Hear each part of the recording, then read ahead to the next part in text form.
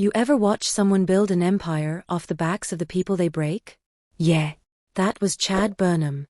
To the world, Chad was the golden boy CEO of Halston Dynamics, one of those billion-dollar startups with glass walls, sleeping pods, kombucha on tap, and disruption painted in neon across the wall like a threat.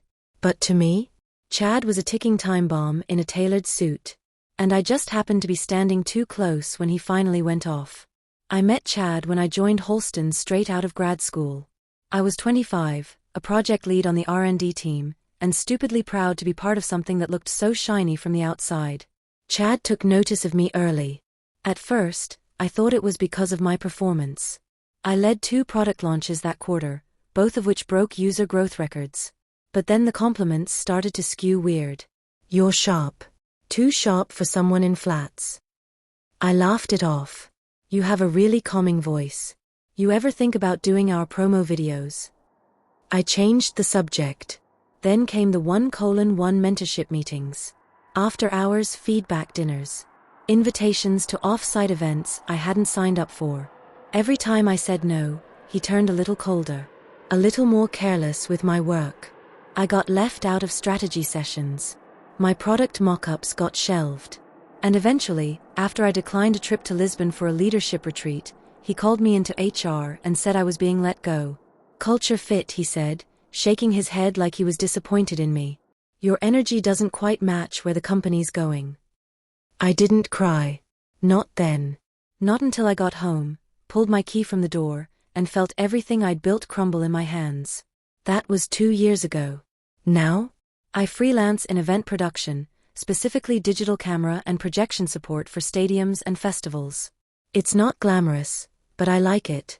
I get paid well, and no one's trying to trap me in a soundproof office to talk about my future. So when I got hired to run a live camera feed for the Coldplay concert at the Newcrest Arena, I didn't think twice. Big show, great lighting, easy gig. I didn't know he'd be there. Not until the arena lights dimmed and the couple 2 rows in front of me kissed, just as the guitar intro to Yellow started, and my feed director's voice came in over the comms. "Camera 3, get the couple to your right. Kiss cam, 3 seconds, then fade to 4. I panned slightly, focused. And then I froze. There he was.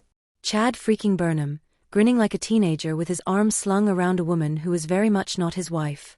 Her hand was on his chest. He was whispering something into her neck. And then, like a punchline I never saw coming, she leaned in, and they kissed. Hard. And just like that, my camera feed, my shot, went up on the jumbotron for 20,000 people to see. "Hold the shot," the comms ordered. But I was already locked in. Her hand was on his jaw. His tie was loose. And I watched in real time as confusion rippled through the VIP suite up top, where his real wife, Cara Burnham, sat with their 2 kids and several very important investors. She stood up. I know because one of the drone cameras caught it from above. There was a delay in the feed, just enough time for her face to twist in recognition before the live stream operator cut the video and threw up a "make some noise" animation on screen. But the damage was done.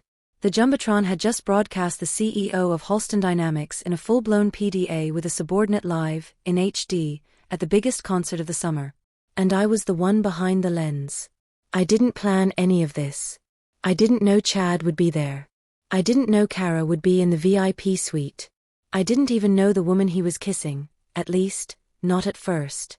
But when the concert ended, and I was breaking down equipment backstage, one of the ushers passed by, muttering into her headset. "Security's still with Mr. Burnham and the brunette. Apparently his wife locked him out of their suite." My heart started to pound. I knew that tone. That chaos. That fallout. But part of me still needed confirmation. So I asked a friend from production to pull up the couple list for the suite owners. VIP Suite 104, Cara Burnham, guests of Halston Dynamics. It was him. It was real. I didn't sleep that night. I stayed up scrolling through concert tags on Instagram and TikTok. And sure enough, 3 angles of that kiss had already gone viral. Someone in the nosebleeds had filmed the screen. Someone else caught Cara storming out. Another person claimed Chad and the mystery woman were escorted out a side entrance. By morning, hashtags were trending. Hashtag CEO scandal. Hashtag KissCam karma. Hashtag Coldplay Confessions. By 10 a.m., every tech news outlet had picked up the story. The headline on TechScope read, Halston Dynamics CEO in hot water after viral KissCam exposes affair. Underneath, a grainy freeze frame of the moment the kiss landed. I knew that angle. It was mine. 3 days later, I got a DM request from someone I hadn't spoken to in years. Cara Burnham. It was simple.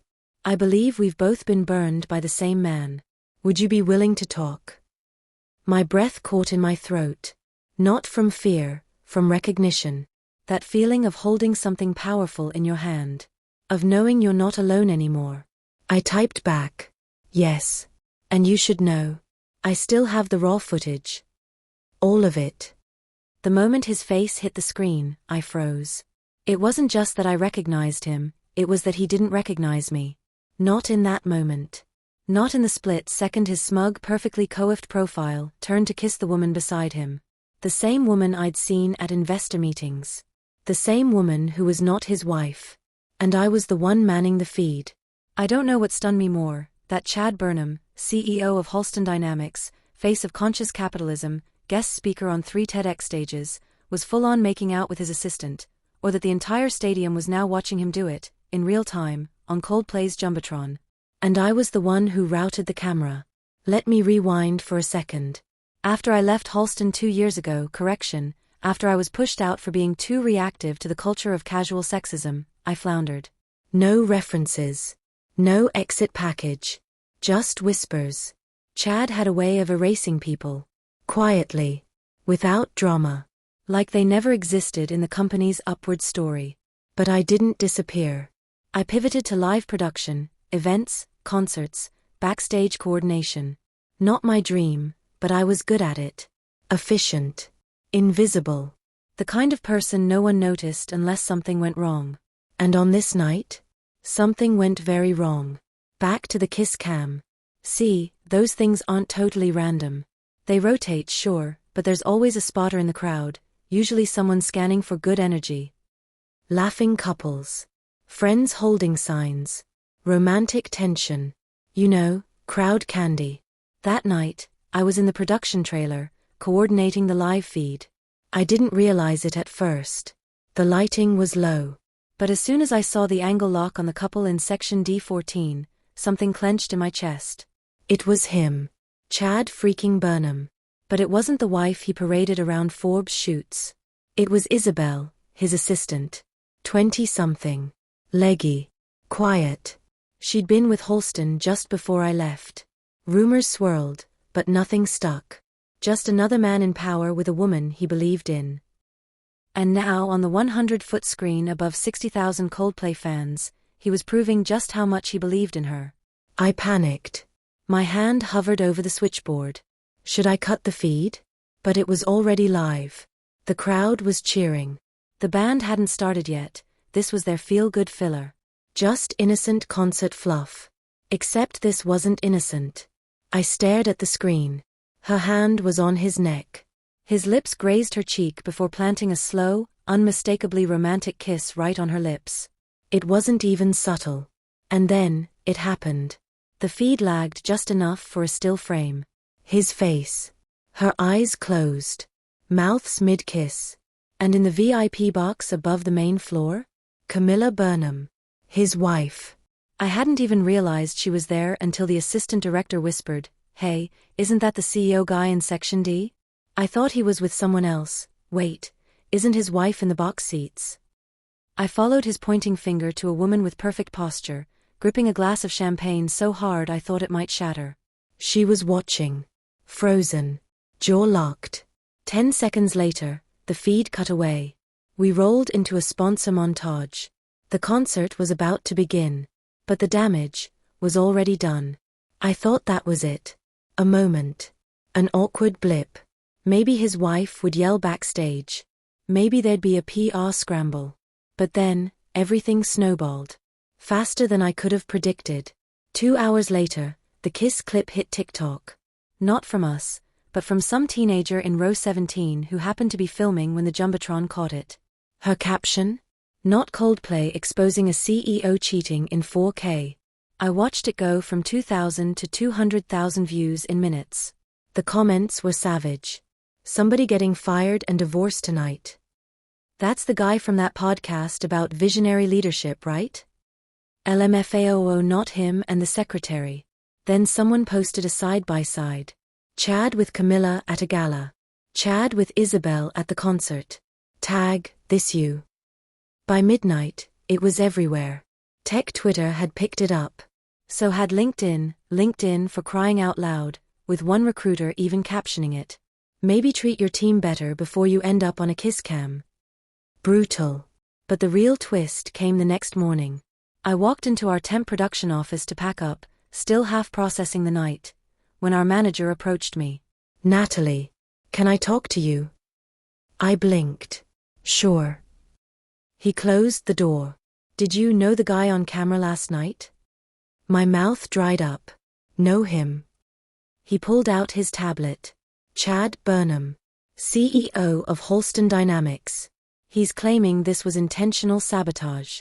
That someone, and I quote, with a vendetta against him orchestrated the camera cut. I just stared. He says a former employee of his works for our crew. He doesn't remember a name. But he insists. My chest felt like it was caving in. He's threatening legal action if we don't identify who deliberately framed him on the jumbotron. I swallowed. So what now? He looked at me carefully. Did you do it, Natalie? I thought about it. Did I intentionally sabotage Chad? No. I didn't plant him in those seats. I didn't tell him to kiss his mistress in front of 60,000 people. I didn't even linger the shot. I was just running a rotation. But do I feel sorry? No. Not even a little. I lifted my chin. I just ran the feed. It was a normal cam cycle. No targeting. No setup. He exhaled slowly. Okay. Then you're fine. Pause. But off the record? I'd lawyer up anyway. Guy's got money. And he's desperate. That's when it hit me. Chad wasn't worried about the kiss. He was worried about exposure. The mask. The image. The brand. He didn't care about Camilla. He didn't care about Isabel. He only cared that someone saw him, really saw him. And unfortunately for him, so did I. When I woke up the next morning, my phone looked like it had survived a digital hurricane. 42 unread texts. 8 missed calls. 5 voicemails. My inbox? Bursting. And the video? Still trending. Hashtag Coldplay KissCam scandal had officially hit the mainstream. Reddit was ablaze. TikTok creators were doing dramatic reenactments. Even a few media outlets had picked it up, calling it the most poetic public downfall since the Try Guys. But what made my stomach flip wasn't the views. It was the name flashing on my screen. Gwen Burnham. Chad's wife. The woman who'd sat with perfect poise in the VIP box, watching her husband swap spit with a woman half her age, on a screen the size of a house. The woman who had called me. I didn't answer right away. My first instinct was to delete the message, block the number, and pretend this entire firestorm wasn't real. But curiosity? It's a hell of a drug. Especially when you've waited years for someone to believe you. So I played the voicemail. Natalie. This is Gwen Burnham. I know who you are. I know what he did to you. I also know that you weren't behind that camera by accident. If you want to talk, I'm listening. I sat frozen. Not because she was angry. Because she wasn't. And that meant one thing. She had plans. 2 hours later, we met at a hotel in Midtown. She booked the penthouse, discreet, guarded, silent. The curtains were drawn. No cameras. No assistants. No tabloid traps. Just 2 women, both burned by the same man, finally meeting face to face.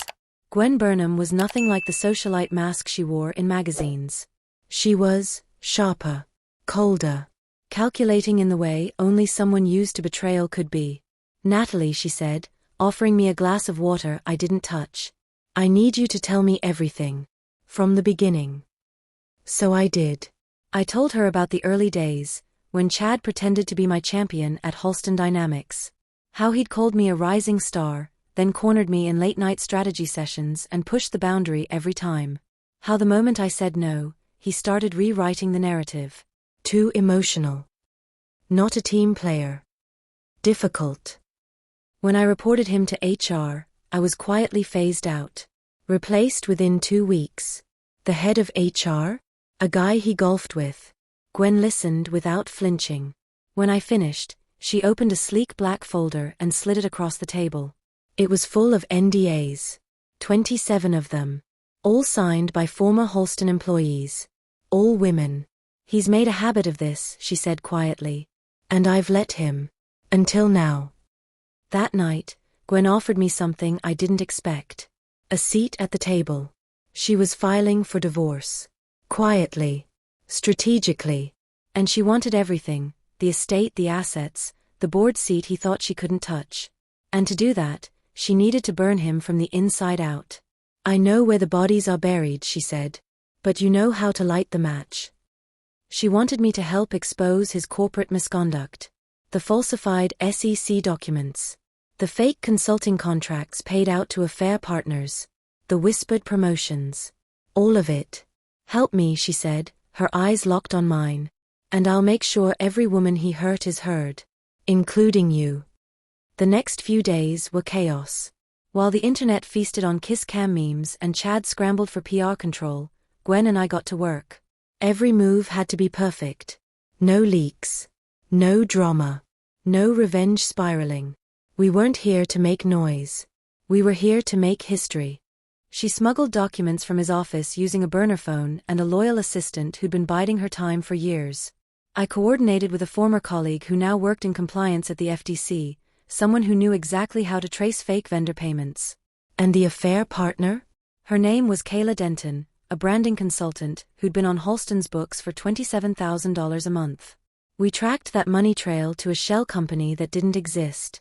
From there, it was a domino line of fraud, hush funds, and internal corruption.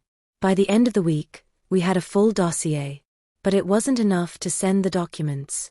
We had to show them. That's when Gwen told me her final move, the one that made my jaw drop.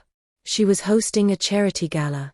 The Halston Gala for Global Innovation, a black tie event streamed live, sponsored by Fortune 500s, and broadcast to tens of thousands. Chad thought it was his comeback moment. But, Gwen said coolly, I'm changing the program. She'd rewritten the agenda. Replaced the keynote speaker. And asked me to be the surprise guest.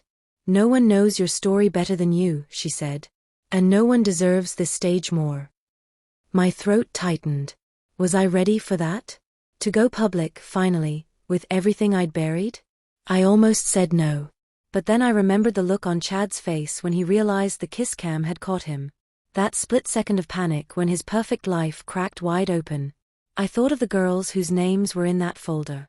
The interns who'd cried in bathrooms. The engineers who left tech altogether. The ones who signed silence in exchange for peace. I thought of myself. And I said yes. The night of the gala arrived faster than I could process. My dress was tailored. My hair pinned into perfect curls. But under the gloss, I was shaking. The ballroom was filled with power suits and champagne flutes. The Halston logo shimmered behind a velvet-draped stage. Chad stood at the podium, grinning, utterly unaware. Until Gwen took the mic. There's someone I'd like to introduce, she said, her voice echoing through the room. Someone who represents the future of Halston, and the truth we must all face. The lights shifted. A spotlight snapped on. And I walked out. You could have heard a pin drop. Chad froze mid-sip. Someone gasped in the front row. And I spoke. I told them everything. Calmly. Factually. No tears. No drama. Just truth, backed by evidence. The video played, not the KissCam, but spreadsheets.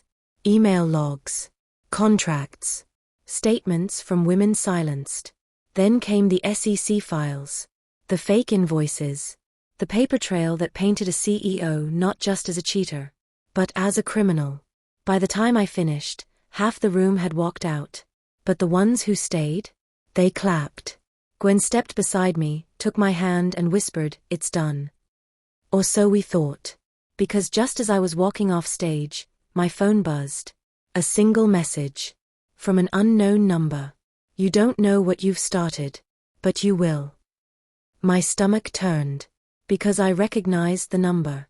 And it wasn't Chad's. It was Kayla Denton's. And apparently, she wasn't done. It didn't take long. By the time I stepped off the production platform and back into the venue's operations corridor, the clip of Chad Burnham's KissCam disaster had already made it to TikTok, for different angles, no less. One with me cackling softly in the background. The original stream wasn't supposed to leak. But like I said, I knew exactly which button to press. And which backup servers were still active. I didn't post it. I just didn't stop it from surfacing.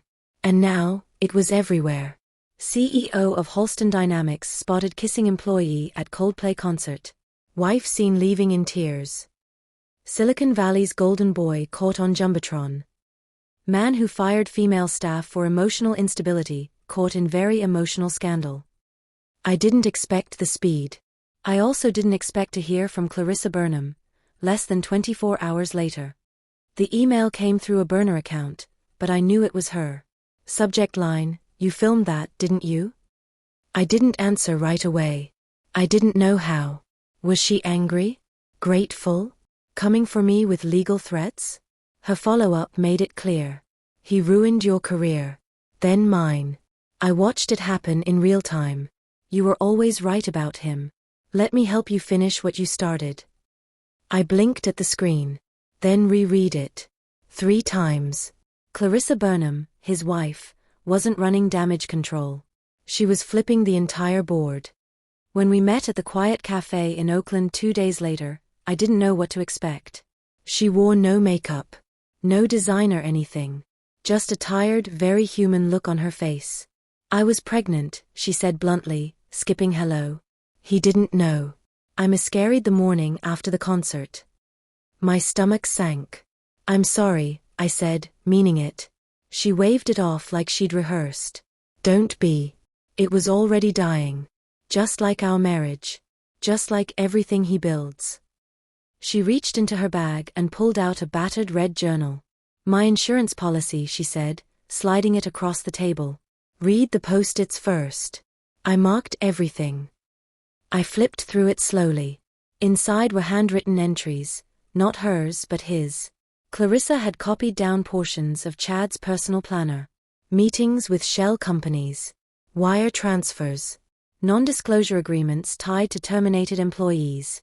One name stuck out, Renata Kim. I froze. Renata was the UX lead who left voluntarily, after a brief medical leave. But I'd heard the whispers, that she was forced out for rejecting Chad's advances. No one could prove it. HR called it a mutual separation. There were 6 other names just like hers. Clarissa leaned in. You worked there. You saw what he did to women. This is your chance to bring it all down. I didn't sleep for 2 nights.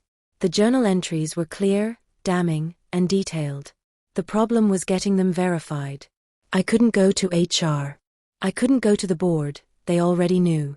They were Chad's fraternity brothers in blazers. But I could go somewhere else. Someone with more reach than even a viral kiss cam. Enter, Brenna Fox. Investigative journalist. 5-time expose winner. And someone who once called Chad Burnham Silicon Valley's Ted Bundy in a Patagonia vest off the record. I messaged her anonymously with 2 scanned journal pages and 1 question, interested in taking down a billion-dollar narcissist?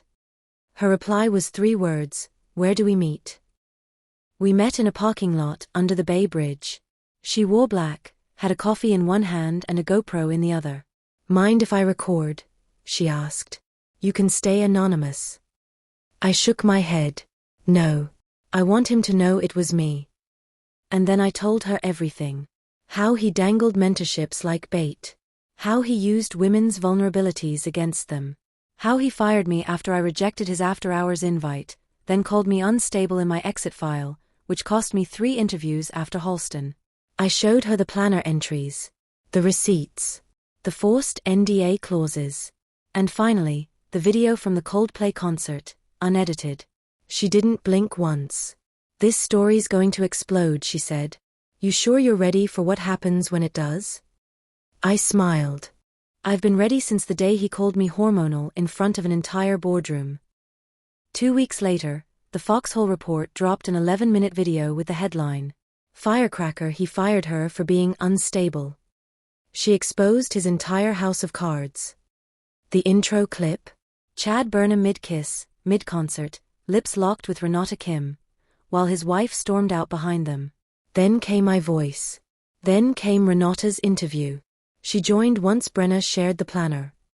Then came the journal scans, the NDAs, the ex-staff whistleblowers. And then came Clarissa, speaking on camera, real name, no disguise. The comment section was a wildfire. We believed him. But they lived it. Clarissa is a queen. And Natalie? Icon. Burnham is done. And Renata deserved so much better. By the 24-hour mark, the video had 2.3 million views. The board at Halston Dynamics released a formal investigation statement. Chad was placed on administrative leave. And 3 days later, he resigned. But that wasn't the part that stuck with me most. No, that came in the form of an envelope taped to my apartment door. No postage. Just a handwritten note inside. "I always knew you'd get back up. But I didn't think you'd burn it all down so beautifully. See." No signature. Just a smudge of red lipstick. Clarissa's final message. She wasn't the victim of his downfall. She was part of the takedown. The ripple effects from the concert footage were no longer ripples, they were tidal waves. By Wednesday morning, Halston Dynamics was bleeding from every direction. Investor meetings were cancelled. Legal reps were scrambling. PR teams were cycling through apology drafts like wildfire. And Chad Burnham? He was nowhere to be found. But the public was relentless. Clips of the KissCam had flooded TikTok, Twitter, YouTube, some captions CEO of Cheaters Incorporated, others with caught in 4K with HR Karen. Even the Coldplay fan account that originally posted it issued a follow-up. We had no idea who was on camera until we were tagged. No disrespect to the wives. And the wives, oh, the wives were talking. Rumors swirled that Vanessa Burnham had left their mansion in the Hamptons and was now residing with her sister in Aspen. TMZ reported moving trucks outside their home. Page 6 speculated divorce papers had already been filed. But no one could confirm anything. Vanessa hadn't spoken publicly, yet. I, however, had received something far more personal. A message from her. Short. Direct. Ice cold. "You knew who he was. Thank you for confirming what I suspected." I stared at it for hours, unsure whether to reply. She didn't ask for a response. She didn't need one. She'd known, deep down. All I'd done was give the world a front row seat. I kept my head down at work for the rest of the week, but let's be honest, there was no hiding. People recognized me. Not just co-workers. Strangers. At the coffee shop. In line at Trader Joe's. Even at the dog park. "You're the Coldplay girl, right? Did you really catch your ex-boss cheating live? Wait, is that your video on YouTube?" My co-workers were divided. Some were weirdly proud. Others tiptoed around me like I was radioactive. I didn't blame them. The story was sticky. Uncomfortable. Corporate betrayal, public disgrace, a touch of Hollywood drama. The algorithm loved it. And the gossip never slept. The one person I hadn't heard from was Chad. Until Friday. My phone buzzed around noon. Private number. I let it ring. Then again. And again. The third time, I picked up. "Hello?" Silence. Then, "Natalie." The voice was slower. Rougher. Like someone who hadn't slept in days. "Chad," I said flatly. "Ball's a move calling me." He started, then trailed off. "You don't get it." "Oh, I don't get it? Try me." It was never supposed to blow up like this. You could have deleted the footage.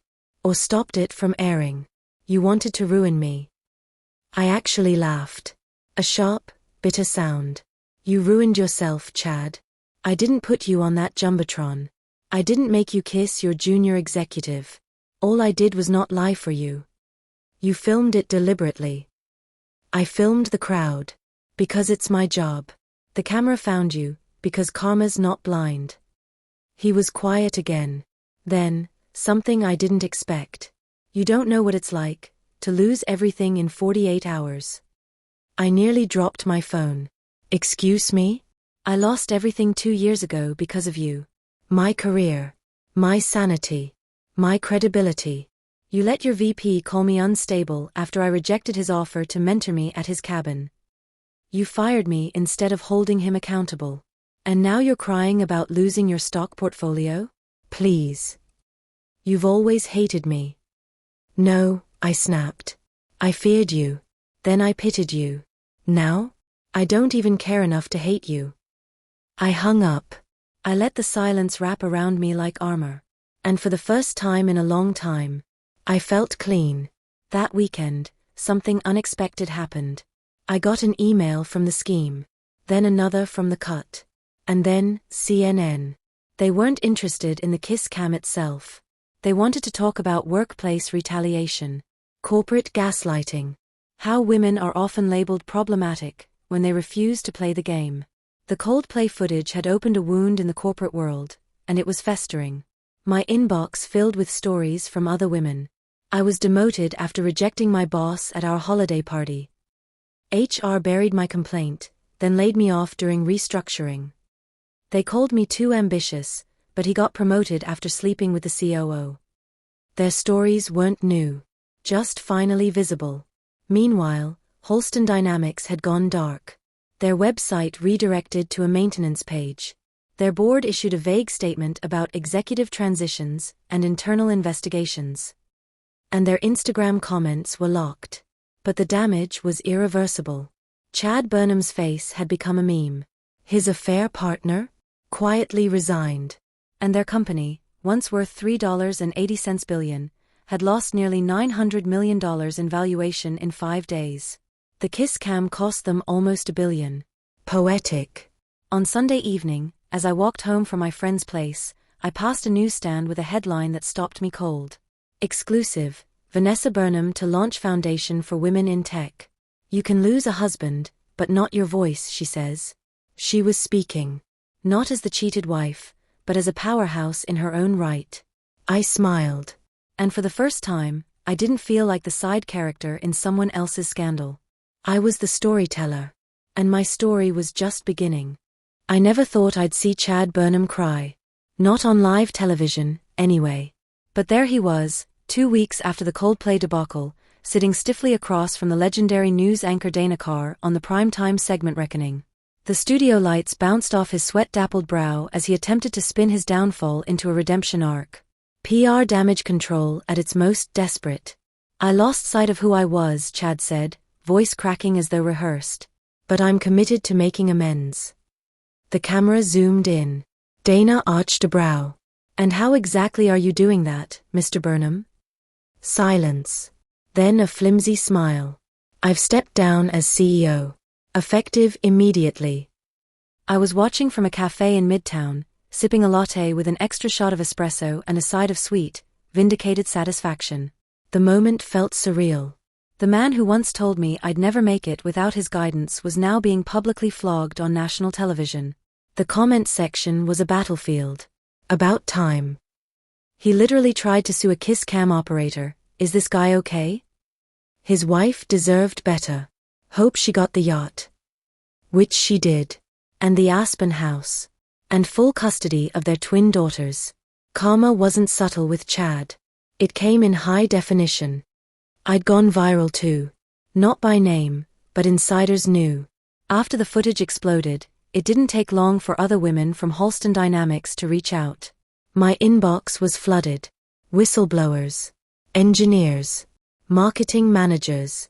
Even Chad's former assistant. They had stories. Receipts. Emails. And more importantly, proof. What started as an accident on a jumbotron became a full-blown internal investigation. Halston Dynamics was now under federal scrutiny. The SEC. The Department of Labor. Even the IRS. Chad had skeletons in every closet, and the nation wanted a peek. And me? I was finally free. I got offered interviews. Tech blogs. Women in STEM panels. even a documentary deal. But I said no to most of it. I didn't want to become a character in his story. So I told my own.